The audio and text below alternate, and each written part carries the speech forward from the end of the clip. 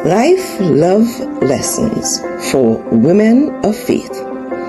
So you are a woman of faith. You have overcome over and over again. You have testimonies of passing many tests and victory stories of victorious winnings. Then, why are you hypertensive, high-strung, distressed, depressed, anxious, angry, living life but not loving life? Hi.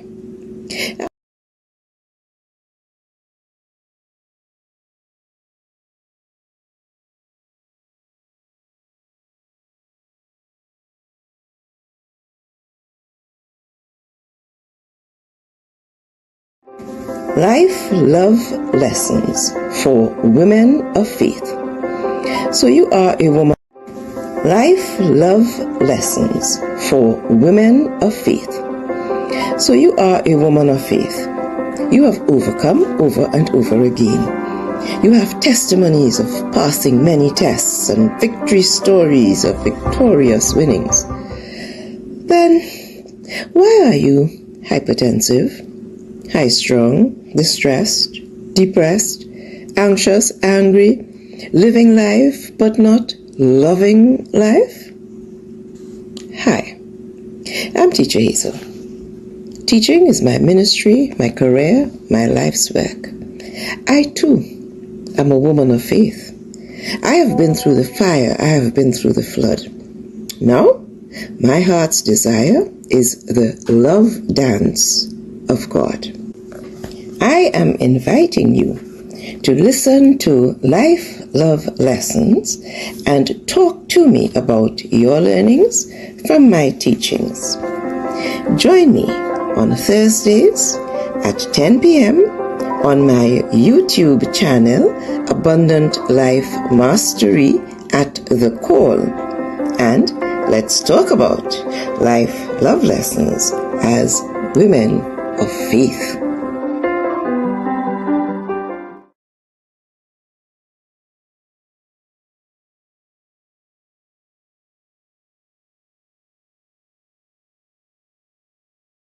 I hope that, yes, so my mic is unmuted now. So let me just repeat.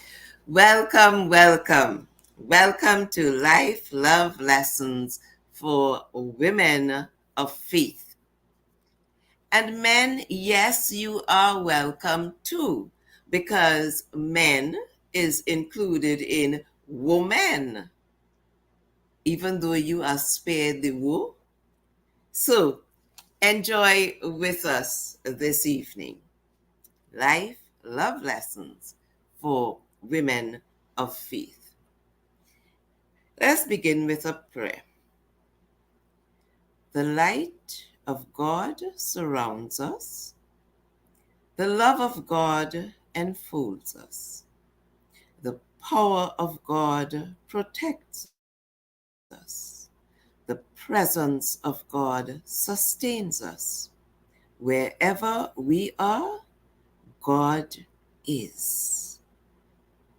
John 3:16, for God so loved the world that he gave his only begotten Son, that whosoever believeth in him should not perish, but have everlasting life. I thank God for you, and I thank you for being here. So, I am Teacher Hazel, Reverend Dr. Teacher Hazel Ann Gibbs DePeza, better known as Teacher Hazel. I'm a teacher by profession. I taught in the education system for 50 years. I'm a teacher by calling. Teaching is my ministry. I'm also a transformational life coach and a life mastery consultant. And I am a mother, grandmother, and great-grandmother. Yes, I have 10 stars. They're all beautiful and wonderful. And they are the stars of my life. So, Here we are tonight on Life Love Lessons for Women of Faith. Almost 2 years ago, on my YouTube channel, I ran a monthly program, Live Before You Die. Hopefully, some of you may have seen it. And I would have done about 5 presentations for Series 1 with the promise to return with Series 2 some months later. Well, life happened, and more than a year passed, and this new iteration came forward to me. And I decided to go with the flow and stop procrastinating, as my guru leaders will call the paradigm that has been holding me back.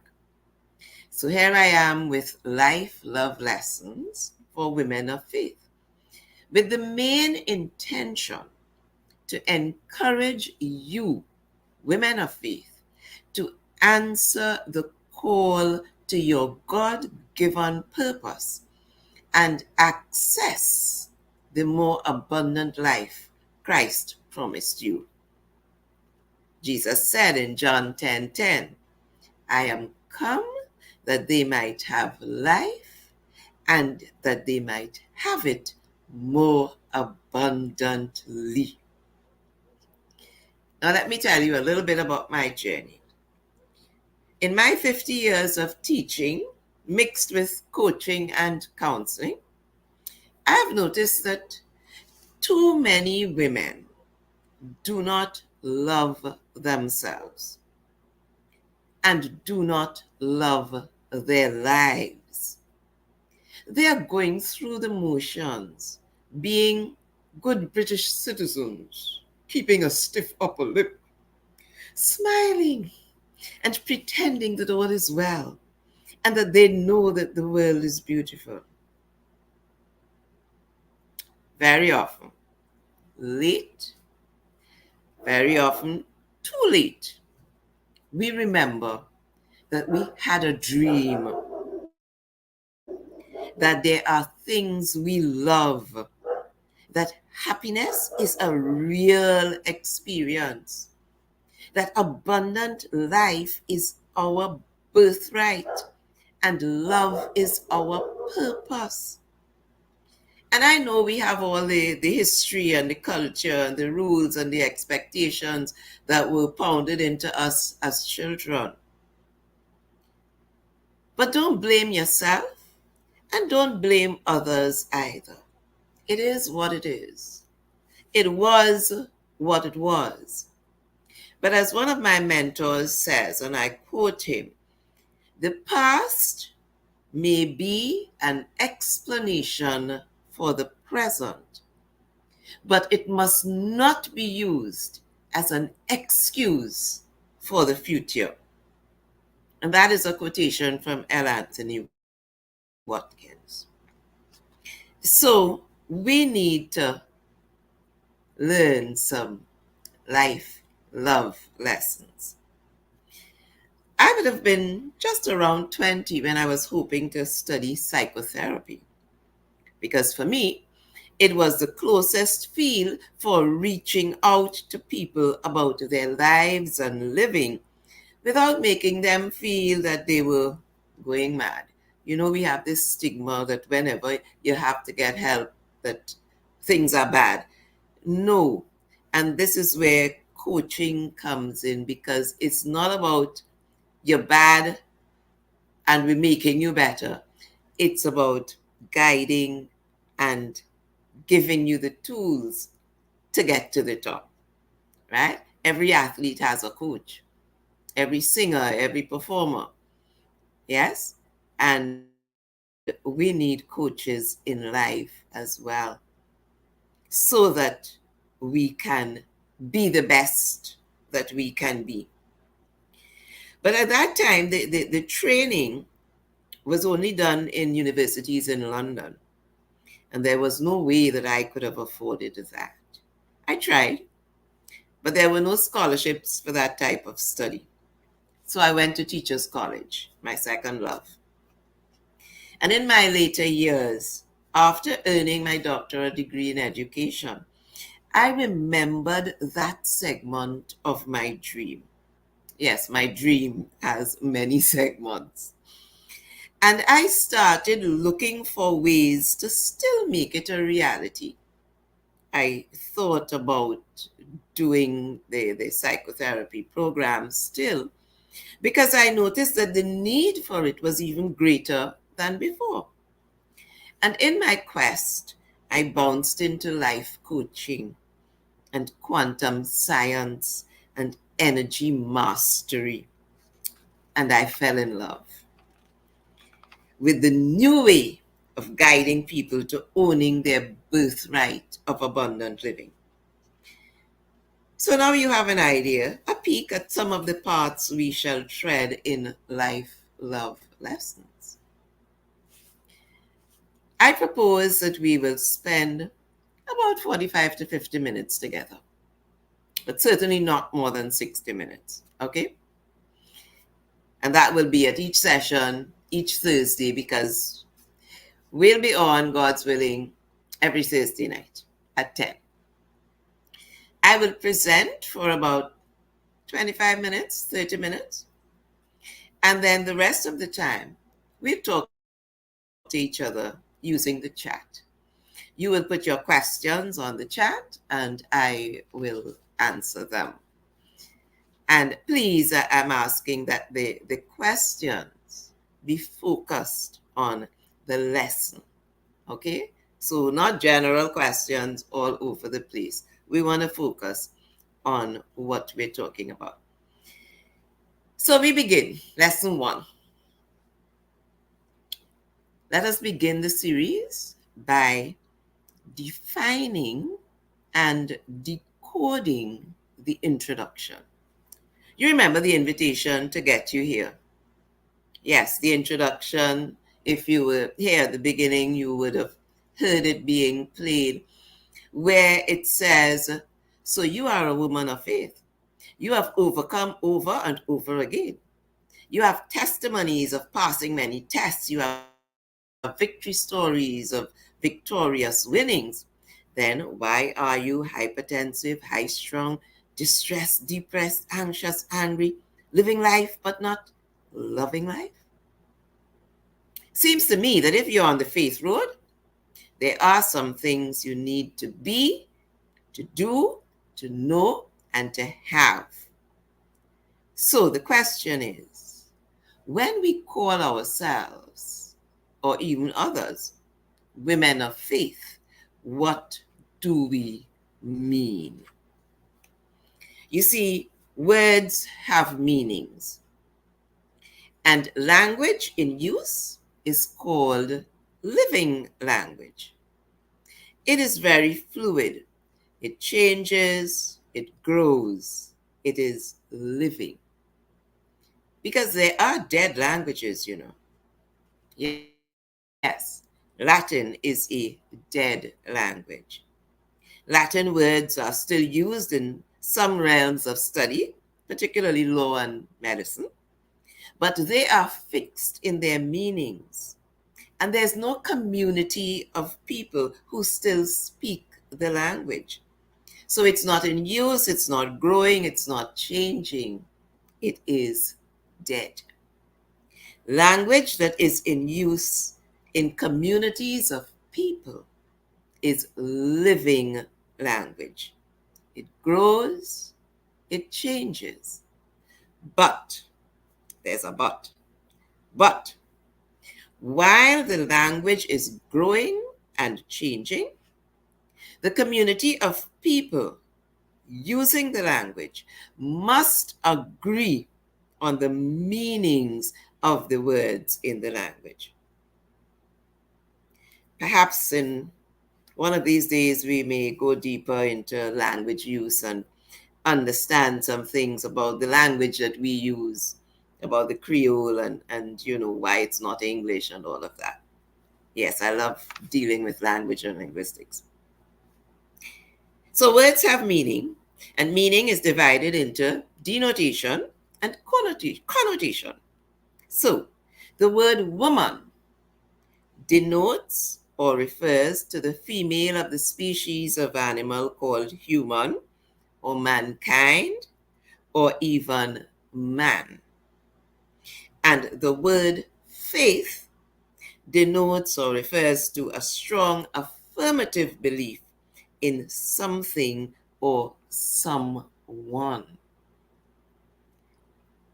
And that, the denotation of the expression woman of faith, refers then to the female of the human species who live with or by a strong belief in a specific someone. That someone is the creator, redeemer, comforter, triune God. I hope you agree with me. The connotation of the expression woman of faith is the understanding by the community of speakers who use it that we are making certain claims. We are declaring some unspoken statements that are understood and that we do not have to explain every time we use the phrase woman of faith. So among the unspoken statements, let me identify 5 claims. So when we say woman of faith, we are claim 1, that we are women who have a relationship with Christ. Christ who told the woman with the issue of blood, thy faith has made thee whole. Matthew 9:22. And that our faith in Christ has restored or revived or rescued us from some situation or situations and has sustained us and made us whole. So that's our first claim when we talk about ourselves as women of faith. Our second claim, we are claiming that we have been through some trials and tribulations, whether money, heartbreak, children, family, land, job, friend, health, whatever. We have passed through some stuff. Some through the waters, some through the flood, some through the fire. And our third claim that we are making when we say that we are women of faith, we are claiming that we have all been through the blood. Sinners plunged beneath the blood lose all their guilt and stain. What can wash away my stain? Nothing but the blood of Jesus. So that's our third claim, claim number 3, that we have all been through the blood. Claim number 4, we are acknowledging that we have passed some tests. We have won some battles. We have come out victorious. We are overcomers. And claim number 5, we are claiming that the source of our strength lies in our faith in God, Creator, Redeemer, Comforter, God personalized in the God-man, Jesus the Christ. I hope you agree with me that when we say woman of faith, that's what we mean. In other words, like the woman in Matthew 9, we touch the hem of the garment of the man from Galilee, and he said to us, daughter, your faith has made thee whole. Yes? So we understand and agree on the meaning of the term women of faith. When we use it in the context of our discourse, we don't need to explain it further because we know who we are talking about. Now let us define the topic, life, love, lessons. So we've defined women of faith. Life, love, lessons. Life. Life is that journey from birth to death that humans experience here on this terrestrial ball. You agree with me?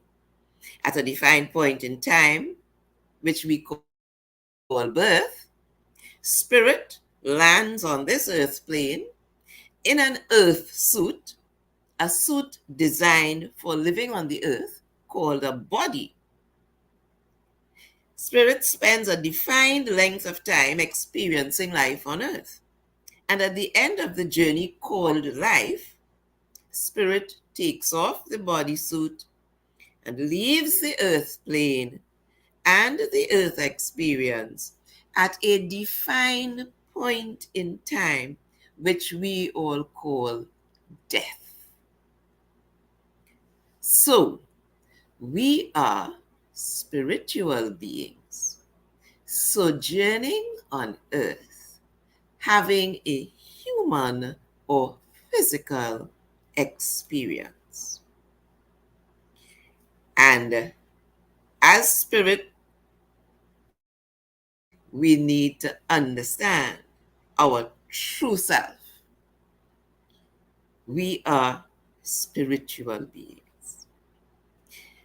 On the tombstones, what we write, or even sometimes on the funeral service programs, between the birth date and the death date, we write a dash.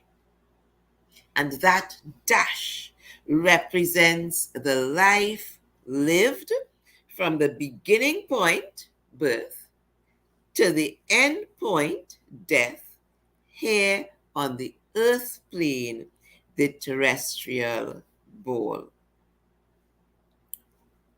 I think we can agree that that is what life means. We are spiritual beings having a human experience for a particular point in time.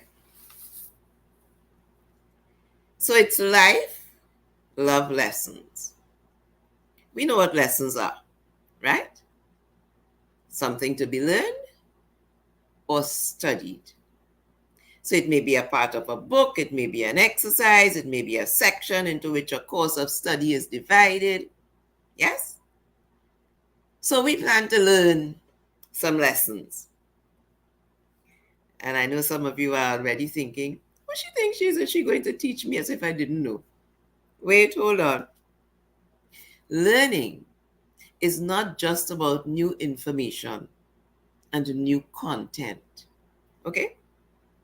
Some people will be learning new information and new content. But for the most part, you are going to be learning new ideas, new perspectives, new understandings, new viewpoints, new appreciations, new perceptions about the things you already know. Okay? And now we have love. So, let's move on to what is love. And in the Bible, 1 John 4:8 says, God is love. And 4:7 says, love is of God. There's a song that says, oh, love is a thing that burns inside. And the Calypso says, love can kill, love can cure, love can make a rich man poor. Different aspects of love. I remember in my teenage years, we had a definition for love. Love is a feeling that you feel when you feel a feeling that you never felt before. That was it for us as teenagers in those days. And then there is 1 Corinthians 13 from verse 4, which in the King James Version is written as charity. In the modern versions, the word is used, love, because that's what it means. So charity or love suffereth long and is kind. Love envieth not. Love vaunteth not itself, is not puffed up, doth not behave itself unseemly, seeketh not her own, is not easily provoked, thinketh no evil, rejoiceth not in iniquity, but rejoiceth in the truth, beareth all things, believeth all things, hopeth all things, endureth all things. So that's love. And we are familiar with all those definitions and aspects of love. So I don't need to dissect them, but we will be getting further into love as we go along in the series. The Nobel Prize winning poet Derek Walcott epitomizes the focus of our life love lessons with these lines from his famous poem, Love After Love. You will love again the stranger who was yourself. Give wine, give bread, give back your heart to itself, to the stranger who has loved you all your life, whom you ignored for another. Perfectly put. Let me repeat that poem, that part of the poem. You will love again the stranger who was yourself. Give wine, give bread, give back your heart to itself, to the stranger who has loved you all your life, whom you ignored for another. So we have defined our terms and our phrases. And next we shall begin the exploration and application of love, to, for, and with life, and the converse of life, to, for, and with love, as and for women of faith. Remember the question? The question that follows the terms and the phrases we have just defined? Let me repeat the question. Then, why are you hypertensive and high strung, anxious and angry, distressed and depressed? You remember it in the opening statement. Well, Walcott's poem is positing a solution to the problem raised in the question. The problem of loving yourself, reigniting your dream, and assessing and accessing the more abundant life. Do you remember when you used to dream? Do you remember any of your dreams? It is my desire that during and after these lessons, you will love again the stranger who was yourself. You will give back your heart to itself, to the stranger who has loved you all your life and whom you ignored for another, whoever and whatever that other happens to be. You see, the great commandment says, love God, love your neighbor. But how do you love your neighbor? As you love yourself. So, love of self is important. That way, you will not just be alive, but you will love your life. Remember what Jesus said in John 10:10?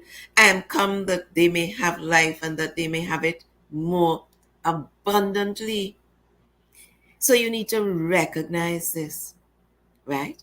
And love, life love lessons promises to brighten the path to the more abundant life. That's what it is about. And I think I've spoken enough for now. As I said, you may ask some questions. So I will pause and take some questions. We'll discuss it. And then I'll give you a peek into what's coming next week, because we are going to continue from lesson 1 into lesson 2. So are there any questions for me to answer?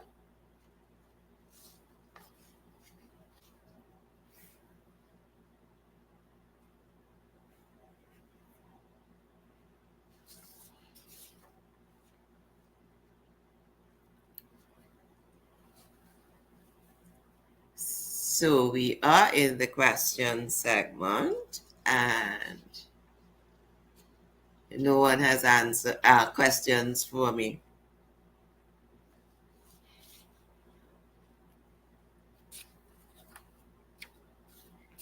So let's recap some of what we've talked about. That as women of faith, we make certain claims. We've explained, we understand, so we don't have to explain each time we talk. And when we say women of faith, there is no misunderstanding as to who we're talking about, what kind of women we're talking about, right? And we are going to be moving on in the next lesson to explore claim number 5.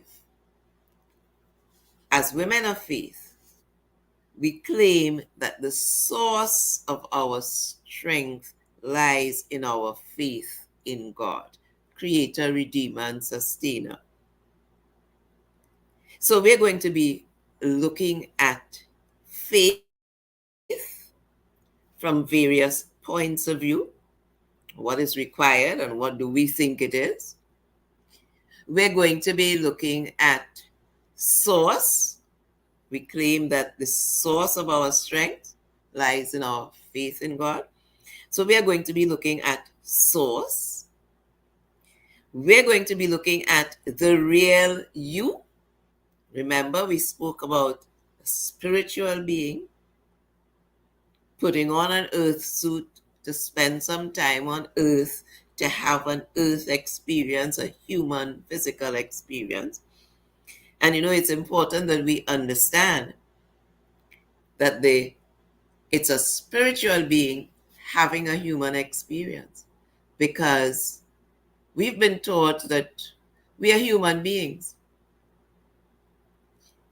And if we are human beings, then our focus is on the human aspect of life.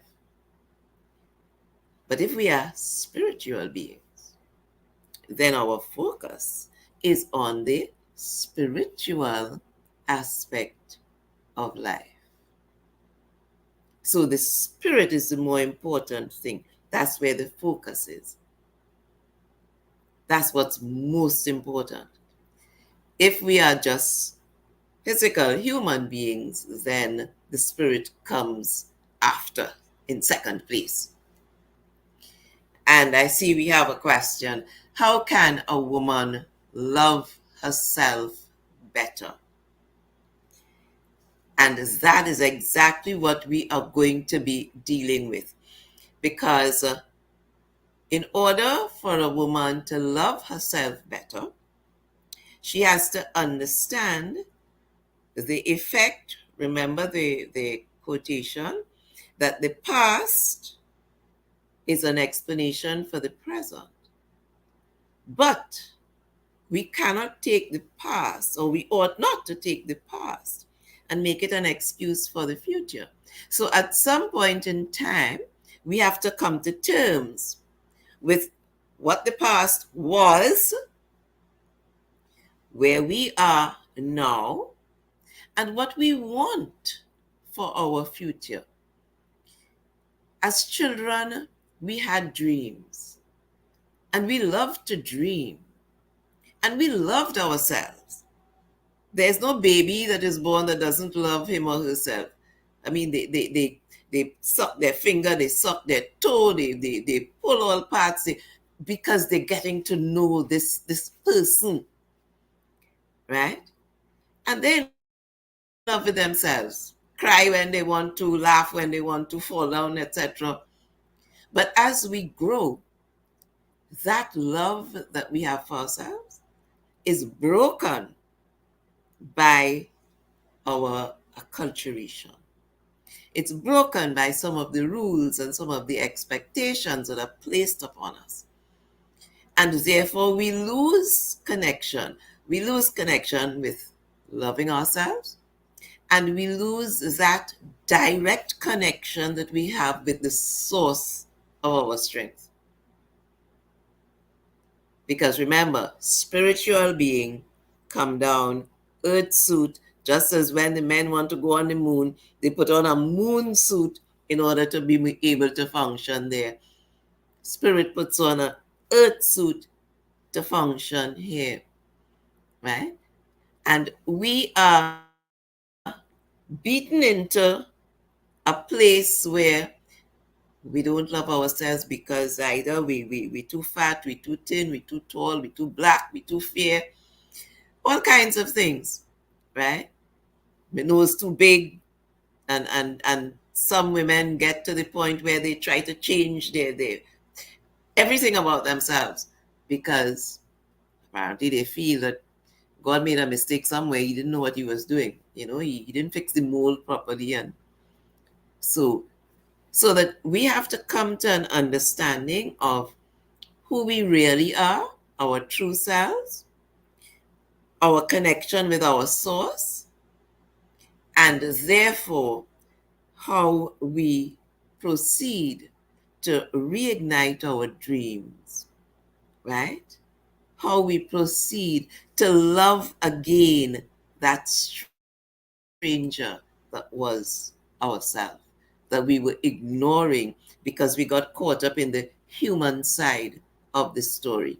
And that's what happens when we get too caught up in the human side of the story. I'm a material girl living in a material world. That's the kind of learning that we are given. We are not trained to understand who we really are, to understand our value, and to go after our dreams. So that we sit and dream and we say, I want to be a doctor and I want to be an astronaut. And somebody says, who tell you could be that? And when you hear that often enough, you put down the dream and you let it go. Because you begin to believe that you can't do it, or that that's not for you, or that you're not good enough to do that. In the coaching business, we refer to those as paradigms that you would have acquired over the years. And you have to understand those paradigms, where they come from, why you have them.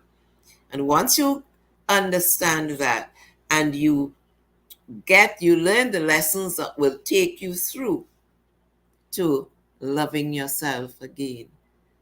Because that's what God wants us to do. He says, love your neighbor as you love yourself. So you have to love yourself first, because if you don't have love, you can't give love.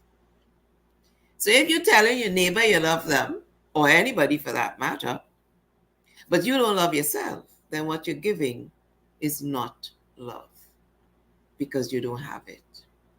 Okay? All right, so somebody says, can you stress a little on loving yourself, as you put it, seeing the Bible talks against men being lovers of self more than lovers of God? Very nice point to raise. And yes, I intend to work with that. So let me just say The Bible speaks about lovers of self rather than lovers of God because, as I said, we have been trained to think that we are human beings with a spirit. So the focus is on the human self, not on the spirit self. The self that we love is the spirit self. And because the human suit is being used to keep that spirit self going, we have to treat the human suit well. But we have to understand that the real you is not this suit that you're going to take off at some point in time. The real you is the spiritual being who will live on after you've taken off the suit of earth. So yes, we are told that in the Bible, don't be lovers of self more than lovers of God. And when you understand your connection with God as source and you as spiritual being, you can't love yourself and not love God, because you are in him and he is in you. So then there's no problem when you're loving that self about not loving God. It just fits because that's how it's supposed to be. When he said he came that we may have life more abundantly, it's because we were supposed to be having abundant life. And we weren't doing that, and he wanted to ensure that we get more of it. Right? So that you can't do it without love. God is love. Love is of God. You can't do it without love. And we have to bring back that love for that person, that spiritual being that is me. We have to get away from thinking that the physical frame is who we are. So when we talk about loving self, we're not talking about loving common S self. We're talking about loving capital S self, the self that is the replica of God. That's what we're talking about. All right? So, do some of the stuff that we go through make us love ourselves less than others? Yes. Yes. And this is what I was speaking about when I said that our history and the things that we learn and the expectations that were put on us and the constant battering. So you want to do something and you're not good enough, so you can't do it. And this one better than you, and you stay aside, keep quiet, keep out of the way. And especially if you're in a family where some people fair and some people dark, oh boy, you too black, so stay behind. Right? These are the things that we have to unlearn in order to love ourselves, because we have so much negativity being fed into us that we don't love ourselves. And then we have a history where the negativity started. So our history of being enslaved, of being treated as less than a person, all of those things add up to making us not love ourselves. So we always want to be somebody else. And we always want to look like somebody else, because we have a problem with loving who we really are, with understanding our value as a person. So yes, and we are going to be going into various areas. As I said, for next lesson, we will be looking at faith, we'll be looking at source, and we'll be looking at the real you, the spiritual you. The you where all the love lives, but it's covered up and bottled down and hidden because of the experiences that we have had. So you need to love yourself because it's the only self you've got. You need to love your life because it's the only life you know. And you need to learn to live abundantly because it's your birthright. Love is our purpose. Love is of God. God is love. And so I hope that you enjoyed our first lesson, life love lesson. Hope you enjoyed it as much as I enjoyed sharing it with you, and that you are looking forward to lesson 2 when we get deeper into the whole question of loving yourself, understanding yourself, and looking at some of the various things that we are not even aware of. So that, for instance, we talk about our 5 senses. We learn that as children: eyes, nose, ears, mouth, yeah.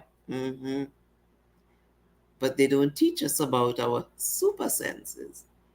As spiritual beings, we have super senses.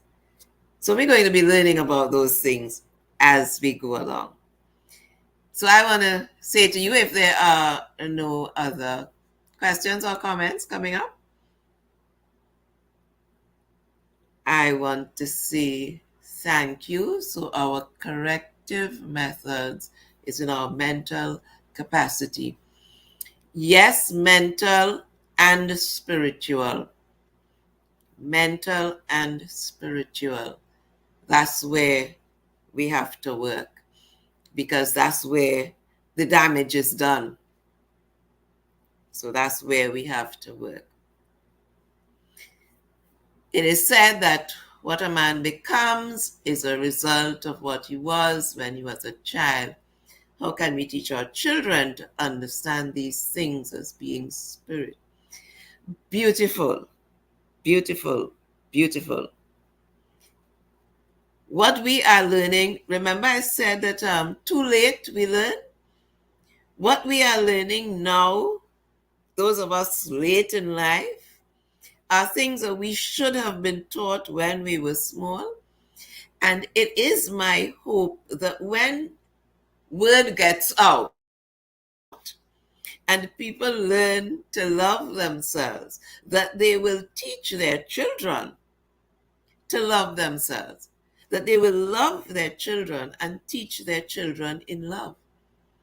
You know, let me just take a situation. So you have a little son and father gone and he ain't minding him. And every time he do something, you say, you're stupid just like your father. You're ugly just like your father. I can't stand you just like your father. What is the story that that poor child is learning?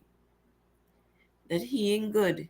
He ain't gonna be nothing. Nobody ain't gonna love him. So then he doesn't love himself either, because he would nothing, right? And you know, this is something that is extremely serious. I will just give you, we have a few minutes. I will just give you one little story. I had this little girl in class who the school thought that she gave a lot of trouble. So that the teacher whose class she was in and all the classes before, they would beat her for every little thing. Because she would come to school late, she would sit down outside eating a whole bag of mangoes when it's lunchtime, and you know. And one morning she came into class and the teacher started to beat her for coming late. And I tripped. Yeah, I was kind of a little more crazy than I am now when I was younger. And I walked into his class and I said to him, Gemishi. And I took, her name was Esther, from the teacher, put her to sit down in my class. And I went to the principal and I said, "Sir, I'm taking Esther." He said, "What? You're taking Esther?" I said, "Yeah, I'm taking Esther." I said, "She can't stay in that class no longer. Let her come in my class. It's all right. Her name could stay on the roll, but I will teach her. Let her see." He said, "Well, I'm happy if you're taking her because nobody don't seem to want her." I said, "Right, good." So Esther came in my class. And within days, I learned that Esther was a reader. Esther was bright. Esther used to be getting licks for not doing work. Esther was bright. Esther's problem was that she was often hungry, so she would pick the mangoes and the whatever in season and sit down and eat because they're not giving her food home, right? And because of that, she was treated as if she was the worst thing in the school. And within a matter of a few weeks, Esther went home and told her mother, "I have a miss that love me." And her mother said, "What? Nobody can love you." And Esther came to me the next morning and she said, "Mommy, miss, I tell mommy that I have a miss that love me. And she said, nobody can love me." I said, "Tell your mother I want to see her, please." She watched me. I said, "Yes, tell your mother. Come in school, I want to see her." And when she came, "Miss," I said, "Wait. Is this your child?" "Yes, miss." "You sure you make this?" "Yes, miss." I said, "And you tell her that nobody could love her?" "Miss, you don't know how bad this girl is, Miss, you don't know how much trouble she has given. Miss." I said, "So how come she doesn't give me any trouble and she not bad in my class?" And I said, "Why is she coming to school hungry and dirty?" "Well, miss, she father gone and is a next man, he children. He does bring money for he children. So I had to take he money to mine he children because she father ain't bringing no money. So I will use none of the money to mine she." Now you understand what this poor child is going through? You understand what is going on? The parent has decided that she has no worth because of the experience with the father. And well, I had a little session with her because you can't tell me that you're getting money and you're minding the man children with it and you're minding she because she ain't he child. What are you doing there then? Right? So yeah, in those days I would have asked that question. So that we need to understand what we do to our children by the way we train them. And therefore, they need, when they get to be adult, someone who will coach them around into what it is to love your life and to love yourself and to be the beautiful self that God created, because He created everything beautiful. And we are His prized creation. So, my dears, we've come to the end of our first session. I thank God for you. I thank you for being here.